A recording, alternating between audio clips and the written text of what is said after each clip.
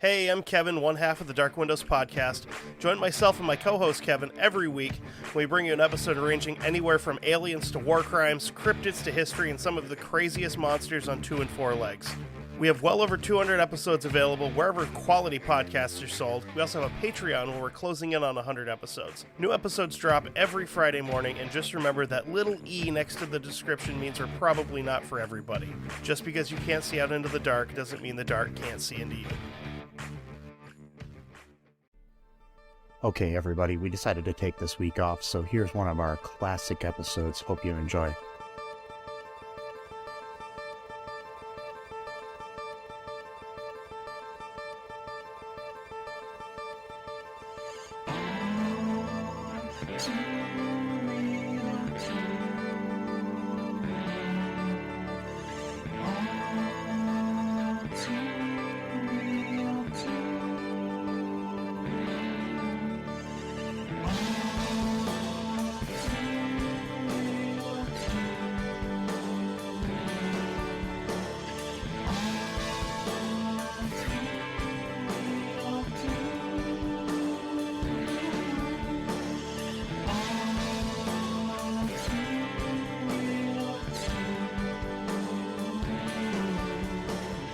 Okay, everybody, welcome to the ALL2REELTOO podcast.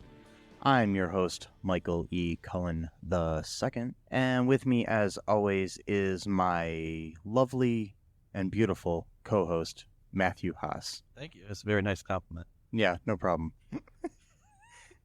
So, we're going to continue down the mountain of wonderful films that were direct-to-video sequels. This one, however, is a direct-to-video sequel to a film most people probably have never seen.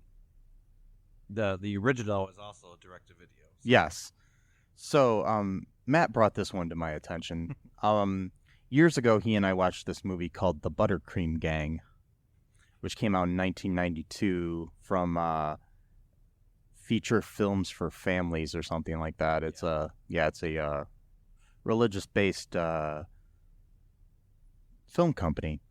And so, in this movie, the ButterCream Gang returns in, here's the title, The ButterCream Gang in Secret of Treasure Mountain. Yeah. Okay. Not the. No, there's no the in there at all, except for at the very beginning. The ButterCream Gang. Yeah, that needed the, but not the Secret of the Treasure Mountain. I don't know. Anyways, so basically, here is the description on FamilyDVDOnline.com, the official website where you can purchase this film, which is actually currently out of stock, though. It's out of stock. I'm going to repeat that again. This movie is out of stock. Okay, but for all of our fans out there, if you have just started listening to this and you have not yet seen the ButterCream Gang in Secret of Treasure Mountain, you can watch it for free currently on YouTube. And also the first one. And the first one as well. So you might want to catch up on those before you listen to this. I'm hoping they're still there. Who knows when you listen to this. If you're listening to this in the future, they might not be there anymore because YouTube sucks sometimes. Yeah. But so far they've allowed it to stay up there, so yeah, we'll see. And but this is the description on the official website. Eldon Flowers wants to be a hero. When he discovers part of an ancient Spanish treasure map, his imagination runs wild. Not only could he be rich, he could also help an elderly man who is about to lose his home. In his search for treasure, he discovers much more than gold and begins to understand what being a hero really means. Okay, so that's the that's a very churched up description of what happened. Both of us watched. Yes. I discovered another website too. If you're familiar with the Internet Movie Database, you may want to look into this new website I discovered. It's called ChristianFilmDatabase.com. And they've got reviews of this film and other things and all the information that you would find on the Internet Movie Database. But all Christianized. Is that a word? Christianized, yeah, I think Yes. so. Okay. Anyways, so this movie, it stars the wonderful actor Brandon Blazer, who has an awesome name, as Eldon Flowers, which is not an awesome name.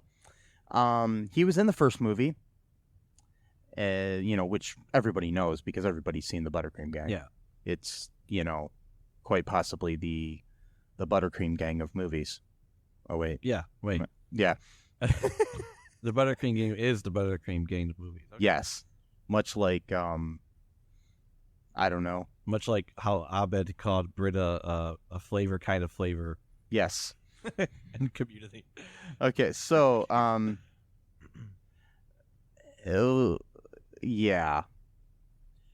Do you want me to? Yeah, just like Kinda run through? walk us through this Okay. movie here, Matthew, while I I don't know, go cry. Okay, so excuse me, I'm gonna need to clear my throat for this one because this one was.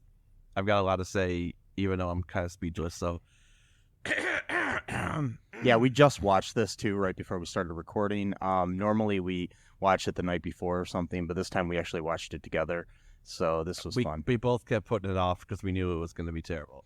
So Yes. what happens is that it starts off with some cheesy harmonica, acoustic guitar kind of music, and then it goes into, I think, like the year 1562 or something like that, when the conquistadors were taking over this part of America, and there was like an exhibition.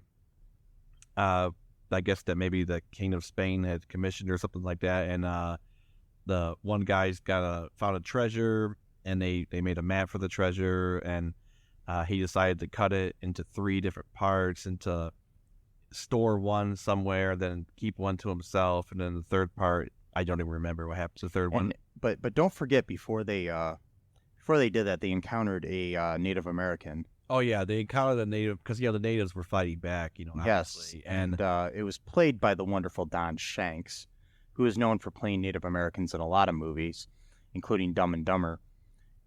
And he did stunts for High School Musical 3, but the most important thing that he ever did was he played Michael Myers in Halloween 5, The Revenge of Michael Myers. I just wanted to point that out, that's all.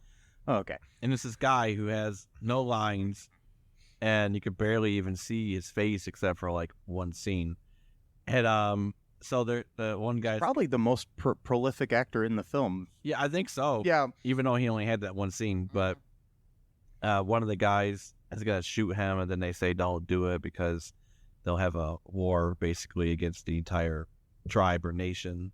Yeah. So they let him go because of that. They only have like 3 guys left from their entire whatever squadron, whatever you call it, and that's when they go into the cave, and there's this guy in the cave who is like a monk, I guess, and he's like the really like religious one that like believes in the their mission type of thing, and like the one guy is like in it for the greed for the treasure, so it becomes this whole classic battle of like, what is the definition of a treasure? Is a treasure really about gold, or is the treasure about what's inside your heart? It's like, by definition, treasure is gold. So, you can metaphoricalize, it's not even a word, but you can metaphoricalize anything you want. Treasure's gold, end of story. And so, Yes. so the guy cuts the map into 3 parts, and then he makes his goons take a vow that their descendants will always serve his descendants, which apparently has been going on for 400 years without any break ever happening. And by the way, their Spanish is absolutely horrendous. And at one point in the scene, the kid who plays Eldon speaks better Spanish than the people who are supposed to be Spanish. Well, in this movie. Well, the fact that, I'm not saying I don't know what their background is, the actors that played these these Spanish guys. I will tell you that the guy who played the main, bad guy, also they because that's the thing, they play 2 parts. So they play the ones in the 1500s and the current day ancestors of these people. And the guy that played Dr. Thomas Almo Almodovar. Yeah, you can tell I can speak Spanish well too. Anyways, it's played by a guy named Rick Macy, which is the most Spanish sounding name I've ever heard in my life. Pretty sure Macy's like an Irish name or something. I don't know. I'm not really sure. I think of the store, Macy's Parade. So, I think of that, or William H. Macy. I don't know. There you go. But it's I don't know. And he's done a lot of movies though, actually. So he seems familiar. I think I've seen him in other things. He was still acting as of last year, so he was nothing like that jumps out at me like a bunch of like mainly like direct-to-video movies and stuff like that. And he was on the TV series Everwood in an episode. He was, I don't know. The last thing he did was a movie last year called An Hour Behind. But so anyways, back to the story here, Matthew. Okay, well, it then like jump cuts really badly, by the way, into the present, almost like jarring. But again, we're talking about people that I don't think are doing anything intentionally in this movie. So anything that might seem cool is probably an accident. So just to clarify, that is not a jump cut. Oh, it's not a jump cut. A jump cut would be where you're in the same shot and you just jump forward like into that scene. Into like like you're on the same shot and like somebody's standing one way. Okay. Yeah, I'm just saying for our film fans out there. So what would be called then when it jumps right into? That's just a transition. Okay. Oh, it's harsh. A horrible, harsh transition. Yeah, very harsh transition because immediately Eldon is screaming as he's on like one of those tires in the water because there's like jet skis or whatever. But it cuts from like the Native American. Oh, that's they right. randomly cut to, and he starts doing his generic Native American rambling, yelling, and then that yelling turns into Eldon yelling. Okay, yeah, that's right, because he had a scratch on his face, and then so was it Eldon or was it one of the other? No, I think it was Eldon. I don't know, who cares? But it was one of them, and they're like doing the whole tire, water tire thing with like a speedboat or whatever, on the lake because they're like having some, trip to this, whatever mountain area or whatever, and Eldon is already exhibiting signs of jealousy against his best friend Scott, or because the ButterCream Gang is supposed to be about doing good deeds for people. That's why they're a gang. I mean, they don't do anything violent. They pretty much just do good deeds for people. They raise money, or they cut grass for people that can't cut grass, and things like stuff you'll learn in the first movie if you watch that one. And in the first movie, which we highly recommend. We do highly recommend you watching both movies, preferably all at the same, one after the other, just to get it over with. But kind of like getting the shot or flu shot or whatever. Just kind of just do it, get over with it. And in the first movie, Scott has to save their best friend Pete from the brink of self-destruction because he was the leader of the ButterCream Gang, or the founder, and then he had to move to Chicago to live with his aunt to sort of take care of her kids, I guess, because I guess her husband died or something like that, and she couldn't look after all of the kids at the same time, so they just sent her nephew to live there. I don't know. And then he joined one of the biggest, baddest gangs of Chicago shortly thereafter, got into all kinds of mean, crazy things. And you could tell that he was a badass because when he got back home, one of the first things he did was steal a Pop-Tart from the department store. That's, when I think of like really bad gangs in Chicago, I'm thinking Pop-Tart stealers, I mean, that's what's always, leading the headlines. And, I've watched, WGN News and stuff. And every day they're like, there's another Pop-Tart, robbery going on right now as we speak. Somebody stole strawberry frosted. Yeah, I think it was actually strawberry too in the movie. That's messed up. Ooh, I didn't even know. Yeah, that. I think it was. That's just my favorite flavor. Yeah, so mine too. Mine too. Frosted too. None of this bullshit of not frosted. Come on. Why would you get? It's like, why would you get a Pop-Tart it's that's like not frosted? we already know that we're eating something unhealthy. Having it unfrosted. Oh no, isn't gonna, no, like... no! It's part of a balanced breakfast. Oh yeah. Pop-Tarts, are great. Kellogg's. When Kellogg's Pop-Tarts, they're amazing. Yeah. And they're so amazing that if they would love to sponsor this, podcast, they're more than welcome to.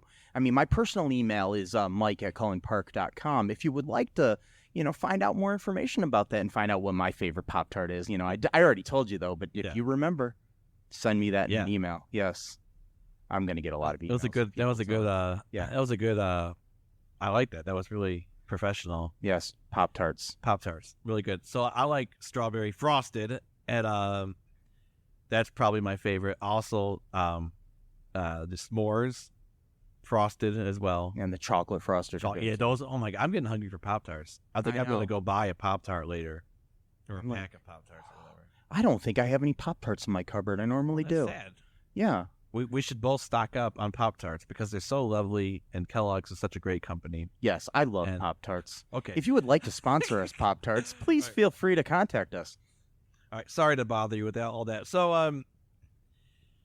in the first movie, he exhibits his gangster ways by stealing a pack of Pop-Tarts at a store that he used to work at. By the way, when he worked at the store, I don't think he ever got paid. So technically, he's just taking what was due to him in wages. But whatever. So technically, if anything, the store owner was stealing from him for years. But okay. Yeah. So if anything, he's actually not a thief. Was this Mr. Graff? Yeah, I think it was Mr. Graff with the beard. Now he doesn't have a beard and he looks really weird. Part 2. But anyway, so Pete is he's basically having this bad time where he's becoming a bad guy, and Scott mainly throughout the first film has to save his soul basically. The other kids were involved, but he was mainly the hero. So that jumps right into part 2, where Eldon is seeing Scott continue to be the hero, and he wants to finally feel like a hero for a change. And then Scott, and yet the we never find out what happened to this Pop-Tart stealing kid. Yeah, Pete. Yeah, Pete got saved, and he went on to live a good life, and he even went on to be an advocate for to take remove kids from joining gangs and all this kind of stuff, and then he's just dropped off the face of maybe it's just against gangs in general, including the ButterCream Gang. Yeah, maybe that's what it is. Yeah. He does no gangs, not even good ones. Okay, so he apparently he's even against like the Black Panthers free breakfast programs. Like, nope, no breakfast for kids. Everything's bad. But and the Black Panthers weren't a gang. But anyway, I'm going off topic here. But so Scott's the hero again, and Eldon is, he's clearly showing signs that he doesn't like this. I mean, at one point when he thinks that he found some treasure, it turns out that it was just a bottle cap to a bottle of beer that was in Spanish. By the way, when they think it's a beer cap, all the kids shout in unison, "A beer cap!" Like that's some really weird thing, which leads me to believe they're part of a Christian cult that doesn't believe in drinking beer. Well, of course they are. I don't drink, but whatever. It's just a weird kind of reaction to have about that. Oh yeah. And so Scott finds an even greater treasure, and everyone's jumping up in joy for that. And then Eldon just walks away, literally just walks away from the scene. And then Scott's girlfriend, I think it's his girlfriend, I don't know, whatever. And it's implied that she is. And she says something really weird to Eldon when he's saying that he wants to be a hero for a change. And mind you, Scott, her boyfriend, is the one that's always visibly the hero. She tells Eldon the real hero is the person that does things and nobody knows that they do them. So ipso facto, she's saying that her own boyfriend is not a hero. I mean, that's the only logical way to... Part of me wants to think that in the future, Eldon and her end up together. But we never know because they didn't make any... Yeah. No. This isn't one of the movies that ends in a kiss. No. Well, it doesn't end in a kiss, but there is a kiss in there that's very creepy. But anyway... Yeah, we'll get to that later. We'll get to that in a little bit. because apparently people just don't know the boundaries. But okay, so this scene happens, and he's sulking, and then they find he's trying to climb up this not really a mountain, but it's like I don't know what you call it, some kind of molehill? a mountain on a molehill. He's climbing up some steep structure, and then he almost falls off, and he ends up holding on to something, some stick, and then that turns out to be the container of part of the map. Yeah. Somehow, just sitting there. It was just sitting in the side of a the whole time mountain. for 400 years. Yes. No one found it but him. Okay. Mhm. And so they're like, Believable. What's Believable. this here? And they open up. Oh my God, it's a map. Blah blah blah blah. Might be to a treasure. So then that starts his whole treasure hunt that he's gonna save Mr. Graff's house from being sold. By the way, so that brings us to the whole kiss thing. So like this like really like smarmy capitalist dude who like wrote this book about how to be a millionaire overnight with no money down in real estate. I think that was the entire title of the book. And for $49.95 in 1993. Okay. Yeah. Why don't you do an inflation? You want to do an inflation? Yeah, I'll check on that. Okay. Let's talk about that for a minute. But continue about that scene. Yeah, and Mike's going to look up the inflation rate from that. By the way, the book was only about maybe 200 pages at most. That's what it looked like. Okay, so this guy and his wife come in their car. They're supposed to be from the city, and I guess they were trying to show how rich they are. The car didn't even seem like it was really that great of a car, but whatever. And I think there was a very low budget for this film. We'll talk about some other reasons why we think that later on. But she's like really weird. Like I don't know what's wrong with her. Like she's like really talkative, but all she says is like the word cute. And she's like really, really, really emotional about this house for some reason. And he, of course, just wants to make money out of it. But anyway, so then she gets to the kids and she's like, "Oh, aren't you cute? Aren't you cute? Aren't you cute?" And then like as soon as she gets to Eldon, she's like, "Oh, hey, big boy." And then she just plants a kiss on his cheek. And it's like, it was very forceful. And it's like, and they're all like, "Oh my God, I can't believe she kissed you." It's like, this is creepy. This is like a 40-year-old woman that just planted like a really strong wet kiss on like a 13-year-old kid's mouth after calling him big boy. Really yeah, I'm pretty creepy. sure that's sexual harassment. It is. Oh, yeah. I mean, regardless of what hormones might be surging through a boy's body at that time, it's weird. It's So this movie was made in 1993. $49.95 in 2017 money, because that's the closest I can get. okay. Is $86.02. Okay, So it's almost twice as much. Not quite, but I mean, well, a little bit.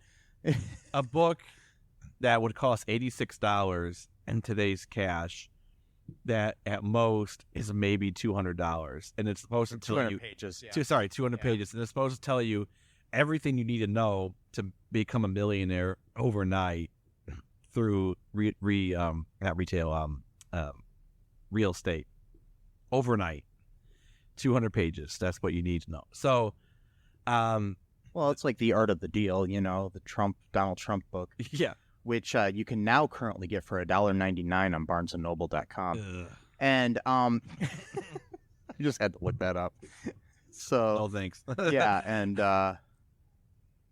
yeah, I don't know. So I'll try to speed this up a little bit Yeah. for you. So, that gives him the idea that he's gonna try to find his treasure to save, Mr. Graff's house from being sold, and the theory is that it's a lot of gold, so it's gonna be worth hundreds of thousands of dollars, if not more, in today's value.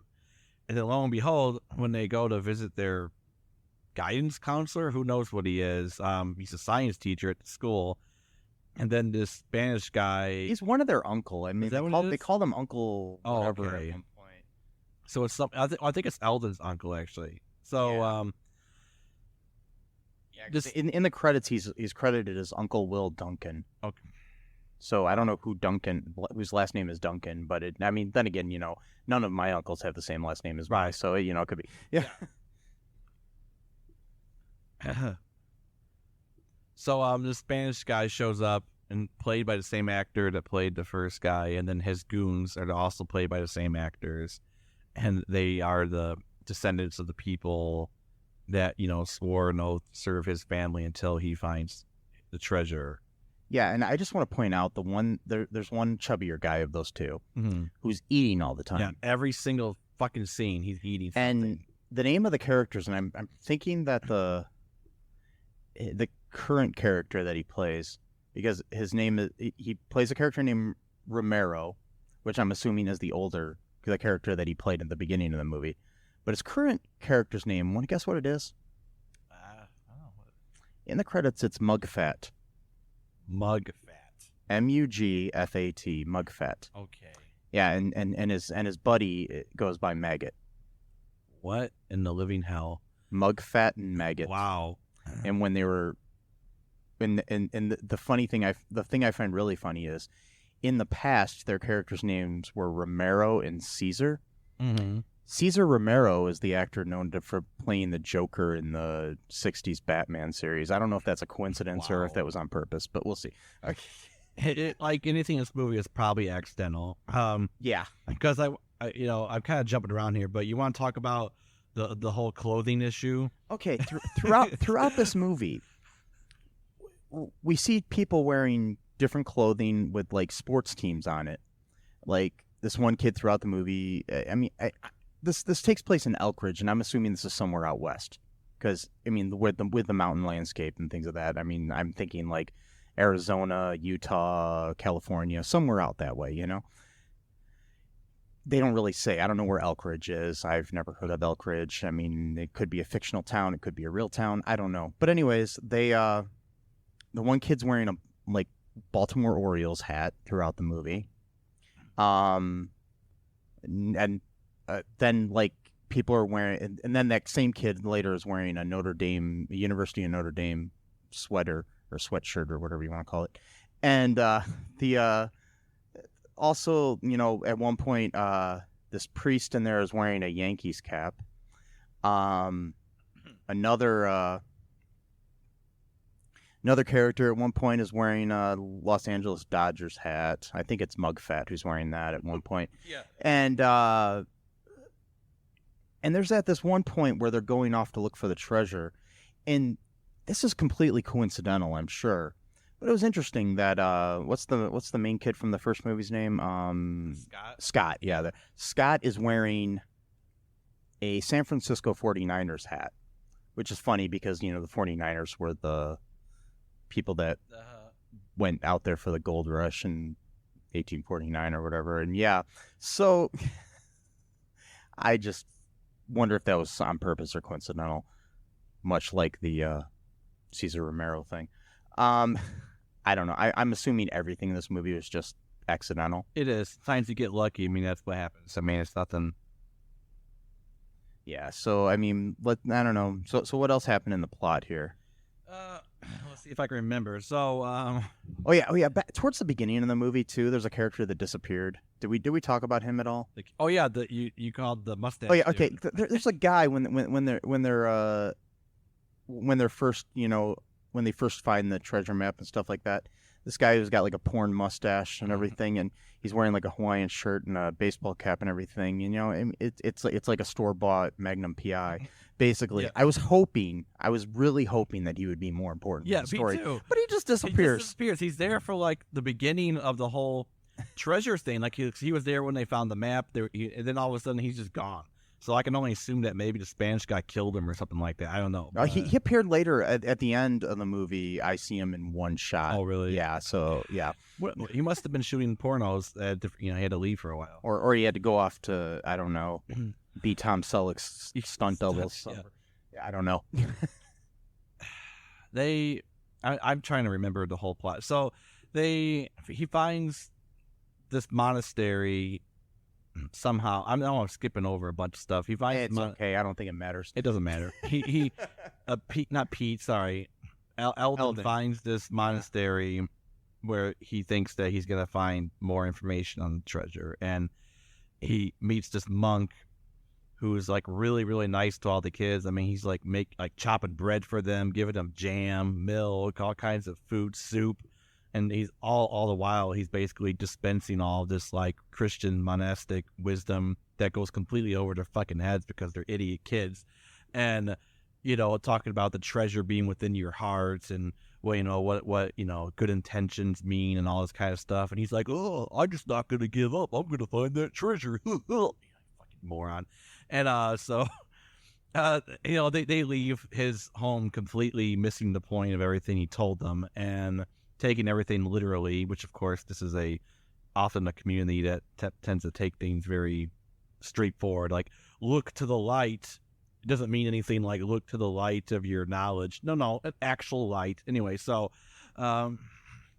we'll get into that later if I even remember what happens. And then just as they're about to leave, they go into a different room, I think, 'cause they're trying to look for something else. And then the Spanish guy's goons, break in there.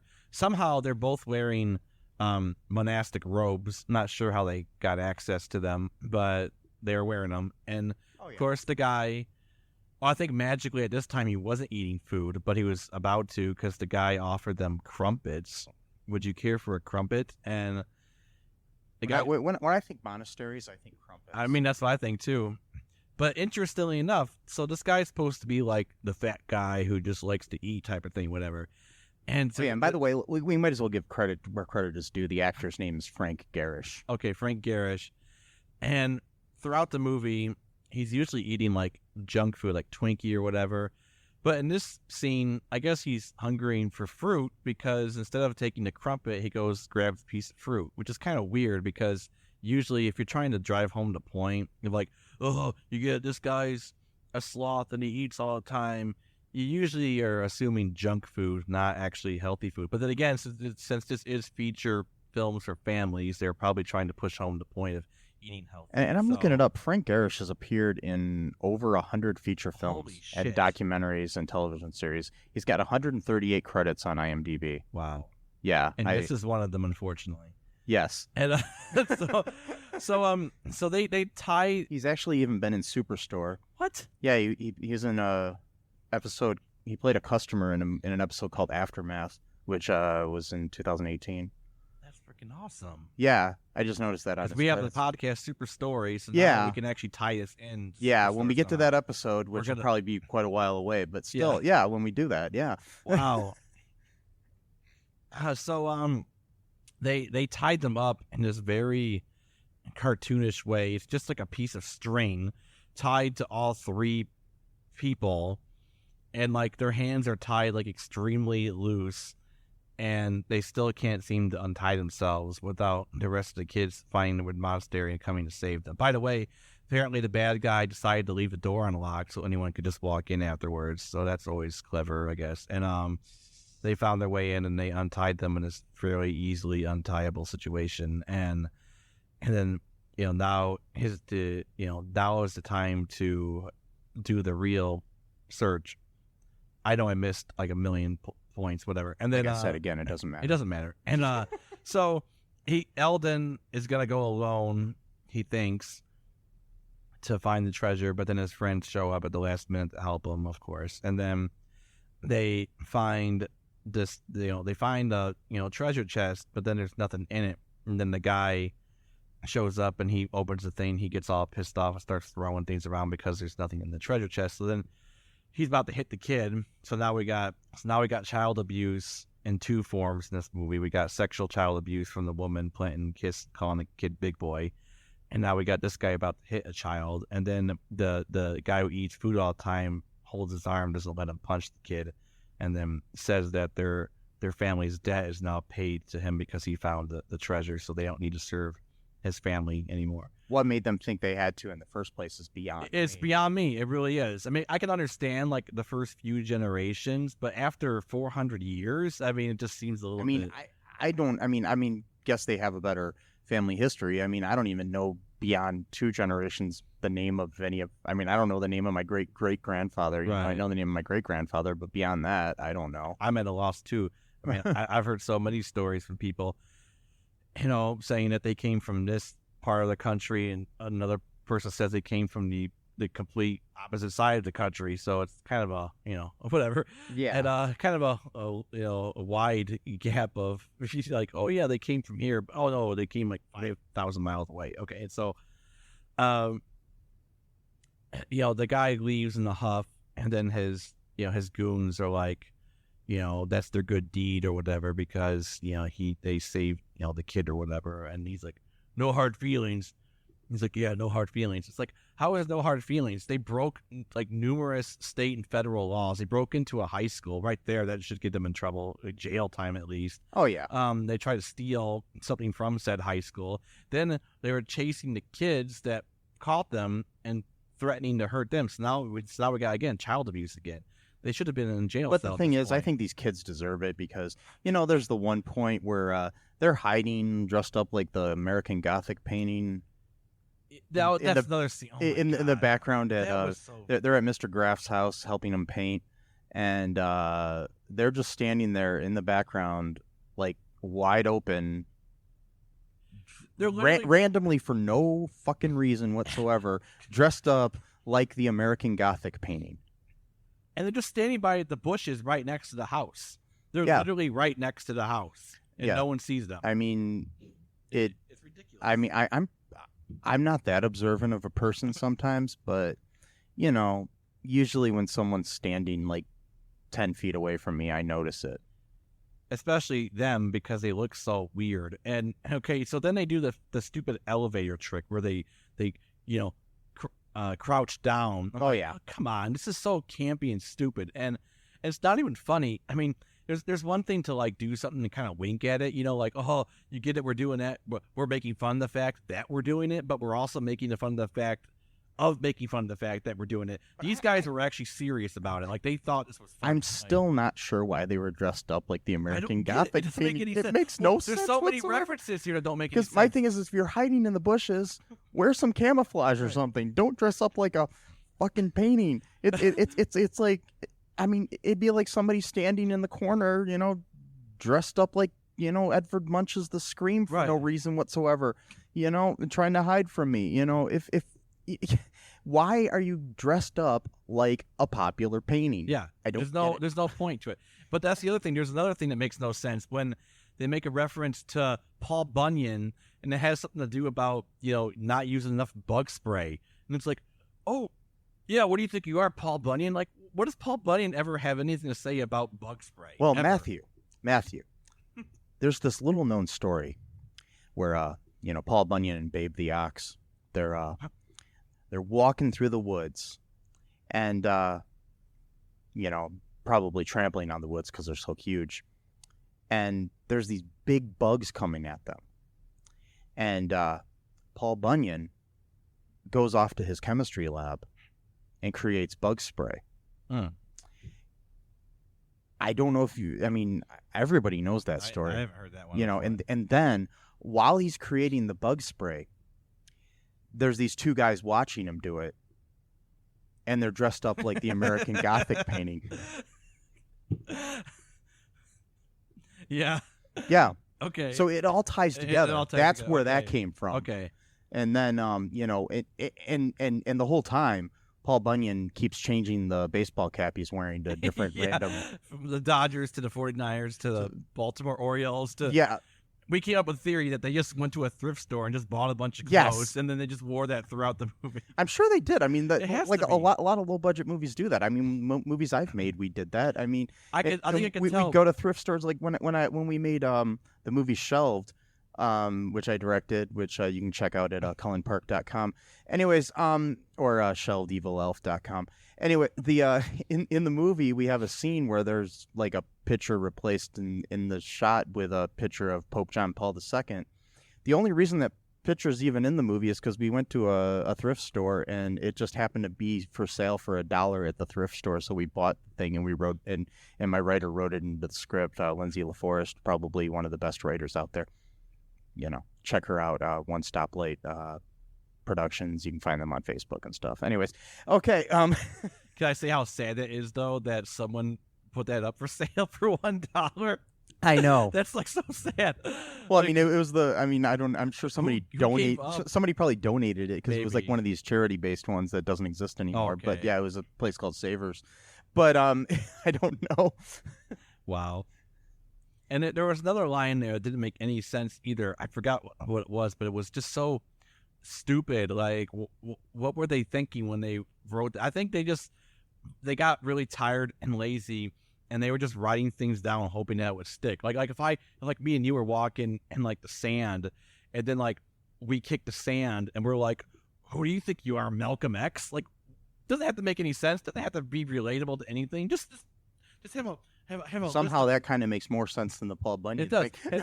They have a list of names on the board and just throw a dart at it. Okay, we're gonna Malcolm X. Fine, we'll just throw his name in there somewhere. Who cares? Oh, we got Che Guevara. Here we go. Not to mention one of the added colorful kids in the group. Meaning like actually somebody of a different race. Oh yeah, the one black person. They gotta have at least one. They have one full black character, and then they have like a mixed character. Oh, okay. Eli. Oh, that's right. That's the one. Eli, who I like to call Merriam-Webster. Oh yeah, because anytime anybody says anything, and his vocabulary is like he gives the definition word for word of everything. Anytime anybody has a question, like, and he just knows it by heart. He doesn't have a book in front of him or anything. No, he just has it memorized. I mean, I don't know. It's smart kid. I mean, yeah. I mean, I know in a movie that I was in once. It was all improv the whole movie, and we had a character similar to that in the movie, which made me laugh when I was watching this. It was basically just a friend of mine who was actually like that in real life. He's pretty smart, my friend Jack Warfield, and so he'll just like explain things to you all the time. And so in the movie, I just randomly started calling him Google. Because he like knew everything. Like you didn't need to look anything up. Jack just knew it. Wow. So yeah. Anyways, that's a little aside here. A little trivia. Yeah. So we went on our own tangents here. Yeah. Which is actually really important because I think our tangents are better than the movie itself. So they find the treasure, the fake one. The guy leaves, and then Eldon remembers the guy telling him, and magically he just hears him physically, even though the guy's not there, and like this loud booming voice about looking towards the light and going higher. And of course, you're thinking throughout the whole movie, monks tend to be, monks are an interesting breed of religion. They're kind of higher minded people. They often speak in symbols, metaphors. They're very intellectual. They read a lot. So usually when they talk about stuff like light, treasure, it always has some kind of mystical or personal meaning. No, he meant a literal light that you have to look at. And then lo and behold, a light just appears at the higher point of the cave. Not sure who lit the candles, who knows. And he climbs up there and finds the real treasure. And lo and behold, this treasure is an actual treasure. Like thousands of gold coins. Each one's probably worth $1,000 at this point easily for how rare and old they are. But then somehow the bad guy shows up again, even though he left. I'm not sure how he got back, but okay. And he's gonna, try to steal the treasure back from the kid. And then for no apparent reason, an avalanche happens at that exact point in time, just by sheer chance. And they're fighting over the treasure. The Spanish guy ends up losing his foot and ends up, hanging on to the edge of the landing. And then the kid's got to try to save him. But the guy's so obsessed with his family's treasure that he demands that he saves the treasure instead of him. But then says we'll split it. But I think he's thinking that he can save himself. Oh, I see. He ends up starting slipping again, and then so that's when he saves him, and then the treasure falls, and then again, mind you, there wasn't a very far fall. It was maybe like 20 feet, 30 feet. So my question is, they wouldn't be able to see this big treasure box just laying around somewhere with a bunch of coins strewn all over the place. They couldn't just retrieve any of it. I mean, I'm pretty sure ropes are available, and it's 1993. I don't know. I mean, I don't remember the 90s at all, man. I mean, that was a weird decade. Anyway, no.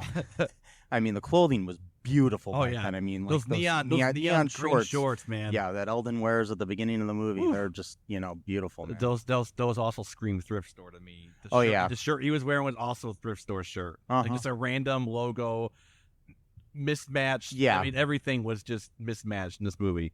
Everything. The clothing, the lines, the people in them, the plot.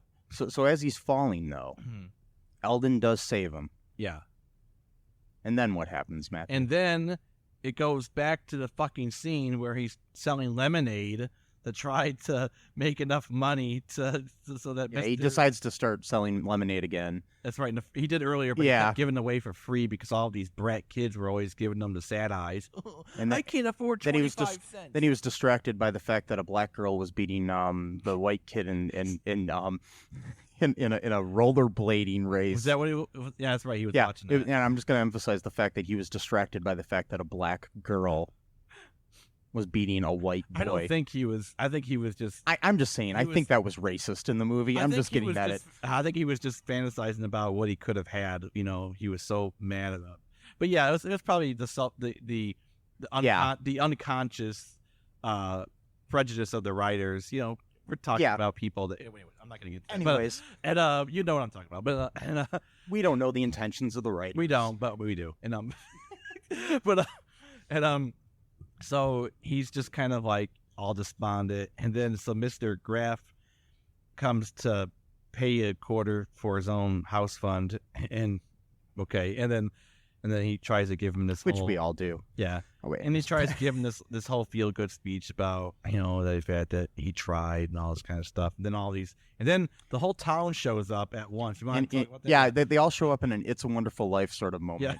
Yeah. Because it's like the scene in "It's a Wonderful Life" where at the end of the movie where the whole town is like, here's some money and blah blah blah, and then every time a bell rings, an angel gets its wings. And anyways, I don't know and then all of a sudden, the bad guy, Dr. Almodovar or whatever his name is, comes up behind him and basically thanks him for saving his life and says, "Oh yeah, we're buddies now," or whatever, and not in those words, and then gives him the little bit of he had a little bit of gold that was passed on to his family from the original treasure, and he donates that to save Mr. Graff's house, and then that's it, right? Yeah, and at the end, you got to remember the last line of the movie. It's something about how is like, oh, lots of treasure here, blah blah blah, and he's just like,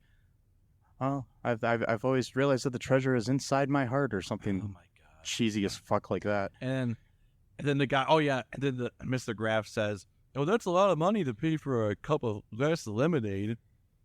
Then the guy says, "This is the best glass of lemonade I've ever tasted." It's like, really? Come on, you fucking idiot! So that's it. That's the whole movie. That's what we wasted an hour and 23 minutes on. And here's a few little treasures about the movie.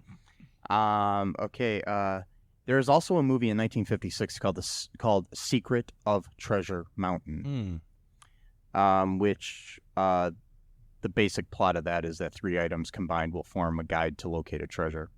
And just like this movie, they got 3 parts. Yeah. Okay. But again, Trinity, 3. Yeah. 3 groups of 3 always symbolize some kind of treasure or some kind of whatever. And then it also references Raiders of the Lost Ark, obviously. Even the cover looks like. Yeah, the collapse. It says here that the collapsing cavern after the treasure box is lifted from its resting place, the multiple piece treasure map, a villain stealing the treasure right after the good guy finds it, similar flamboyant brown fading into yellow coloring font of the letters in the movie title on the tape and DVD case, plus sepia tone drawing with the hero positioned close up and in the middle and with his arms raised, etc. And then it also references Indiana Jones and the Last Crusade. They're walking through ancient cobweb wreathed tunnels with haze and candles similar to accompanying sustained tone orchestral music during hidden chamber discovery sequences, an elderly monk, finding an altar with a dead warrior on it, and the final part of the treasure map, the cave collapsing around the treasure seekers after the villain tries to steal the treasure, etc. So that's like almost an exact ripoff of. Yeah, I mean, Raiders of basically, the Lost this is like the Christian kids version of Indiana Jones. You know what this reminds me of? What? It reminds me of, there was this, you know how you've been doing the research on like the history of video games and stuff? Oh, yeah. Okay. There was a company back in the 80s called Wisdom Tree, and it was a Christian. Oh, yeah, and they would just make copycats of other games. Like they made a complete copy of Zelda called Spiritual Warfare. Yeah, but it was all like Christian based. You had to answer questions about like Bible verses or something. But then at the end of the game, the evil boss is a cigarette.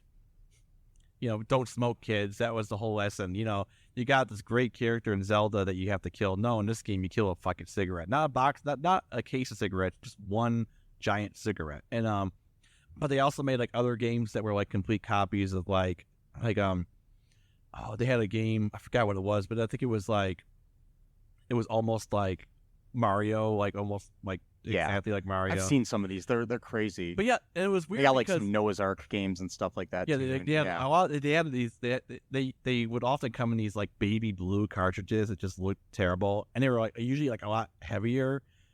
It was because they weren't actually licensed by Nintendo. But they would still play like in the NES. Yeah, because back in the day, they couldn't figure out how to make it so you couldn't have cartridges like. Well, nowadays you can't. I know the original NES had a lockout chip where you couldn't play them in there unless you had that lockout chip in your cartridge. But that was later on, yeah. Yeah, well that was for the Nintendo Entertainment System for the original. Yeah, they had a lockout chip, but then like Tengen like was able to copy it and make their own cartridges that weren't licensed by Nintendo. I know that, so I'm wondering if this company did the same thing. I think they did, and so that's kind of interesting though, because this is a Christian video game company, and they're literally trying to find ways around, and they're having stealing. To pay. So they're stealing other people's property.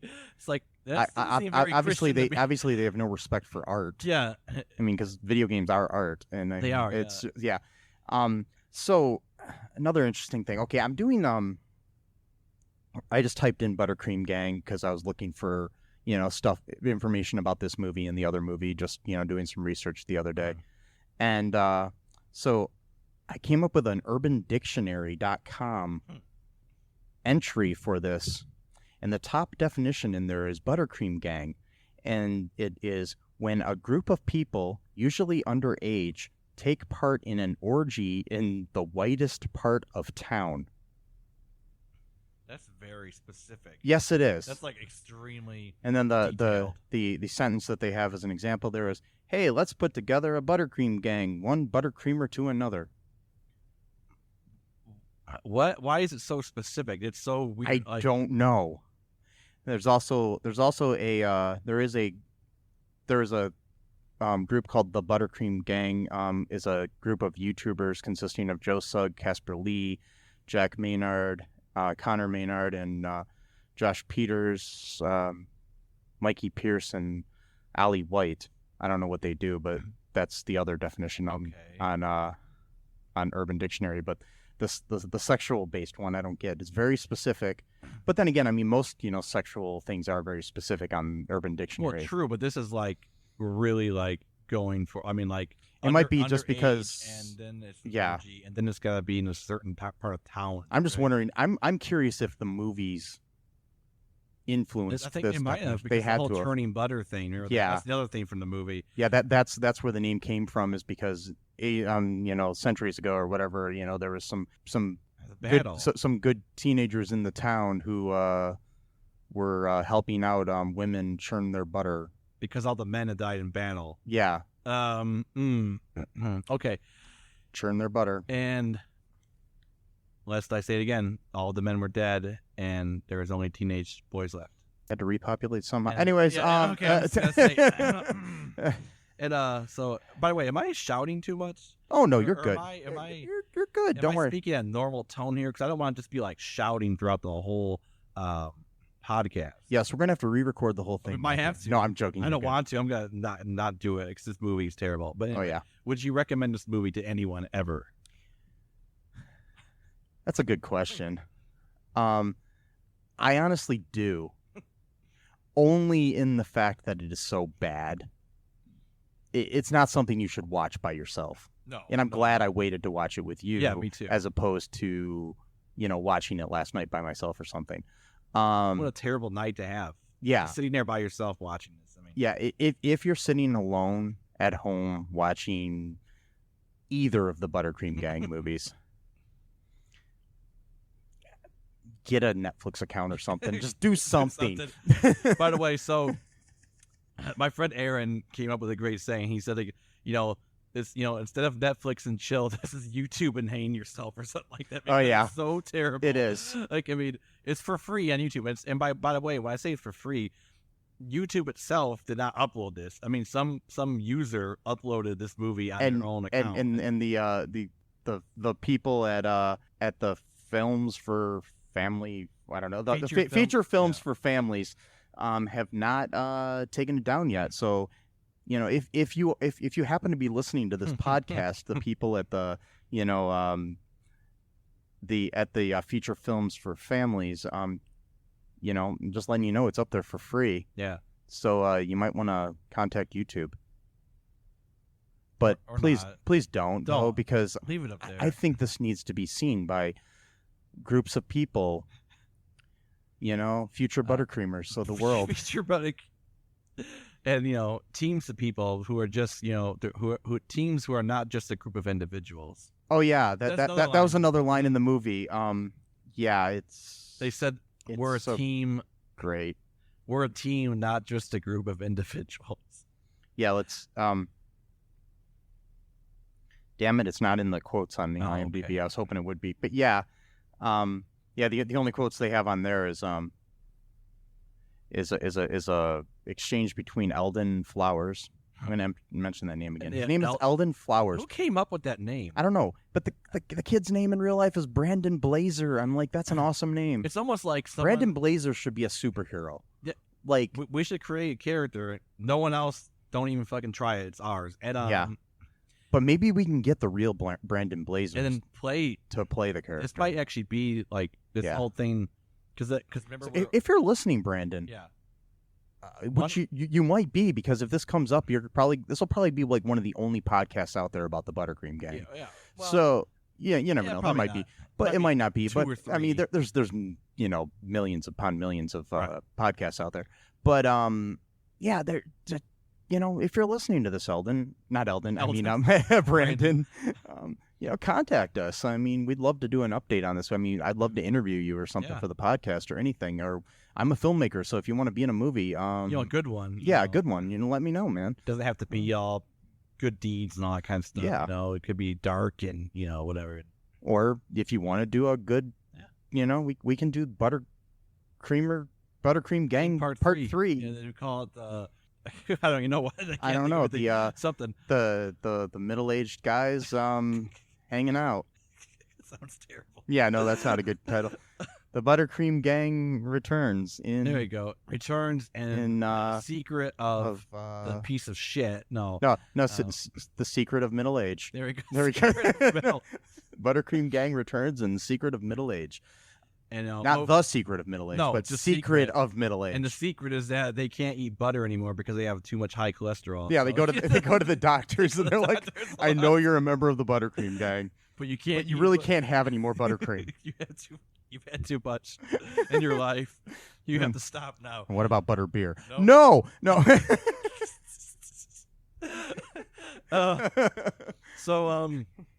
So that's, I think, all we have to say about this film, if you want to call it that, and or unless you have more on there.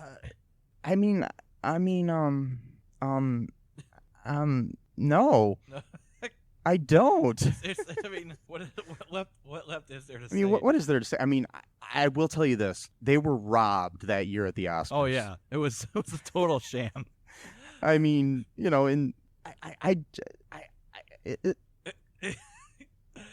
By the way, I've got Turbulence 3 just sitting on that stool right there. That's another movie we're gonna do one of these Oh yeah, days. of course. That movie is bad, and it's almost as bad. I mean, as this I will tell you this. In 1993, Unforgiven won the Best Picture at the Oscars. The Clint Eastwood movie. Oh, okay. The Western. Now convince me that that's a better movie than the ButterCream Gang 2 Secrets, not the Secret. No, Secret of Treasure Mountain. When you got a guy eating food every scene to drive home the point that he's fat, because you can't. I mean, how does that beat Clint Eastwood and Morgan Freeman in a movie and stuff? In a Western. No. I mean, this movie took place in the West. Yeah. So I want to say that and I mean, why didn't Brandon Blazer win Best Actor? Instead of that year where Al Pacino won for Son of a Woman. Right. I mean, with those neon green shorts and that white T-shirt. I mean, the faded logo. Freaking Al Pacino played a blind dude, who say hoo-ha. Yeah, he's got a nice fancy car. Yeah. Ooh, blah blah. Crap. Come on, stupid. Yeah, no, that should have been Brandon Blazer. So Brandon, I think you got robbed. If you're listening to this, yeah, and I think you have possibly the coolest name of all time. Yes, Whoever your parents are, they're fucking rock stars for naming you that. Yeah, I mean, I really hope that's your real name and it wasn't a stage name, because Brandon Blazer is just awesome. And sadly, Brandon has not done any movies besides these two. Yeah, that's it. Yeah, 2 ButterCream Gangs. Mm-hmm. I mean, they don't even have a trilogy. At least make it a 3. Nope, no trilogy. And I mean, we were just talking about Clint Eastwood, but the director of this movie, Scott Swafford,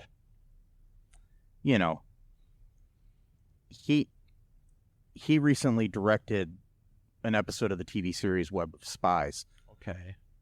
What has Clint Eastwood done since 1993? Right. Well, a lot of things, but oh yeah, shit. Gran Torino. Probably a movie every year. Yeah. And, he's won several awards since then. Okay. Yeah, anyways, yeah. Bridges of Madison County. That was kind of a big deal for him because he usually did really gritty. That's a good movie. And then he did this movie that's a good movie. Not violent whatsoever. I cried at Bridges. I never watched Anyways, it. okay. I never read the book either, but not my style. But oh man. Anyways, I think we should end now. Yeah, I think we've been talking for an hour and a half. Yeah. Just remember that ButterCreamers never. They never give up. They never give up. Nor should they. No, don't ever give up. I'm still waiting for ButterCream Gang 3. We should make it. We should. We should be the ones to make it. If we could actually do this, this would be the most hilarious thing ever. If you're out there, Brandon Blazer, I want you to be the star, the hero of this one. You could write the script with us and the plot and everything. Yes. Talk to us. This could be hilarious and awesome at the same time. Please, Brandon Blazer, reach out to me. My email is mike@cullenpark.com. Also, if you were with the wonderful people at Kellogg's,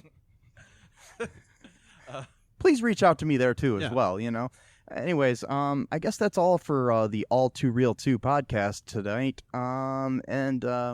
Yeah. Bye. Bye. Have a good one. Thanks for listening to ALL2REELTOO podcast, a Cullen Park production. Produced and edited by Michael E. Cullen II. Music by Matthew Hawes. Subscribe and share the show. Visit us at cullenpark.com.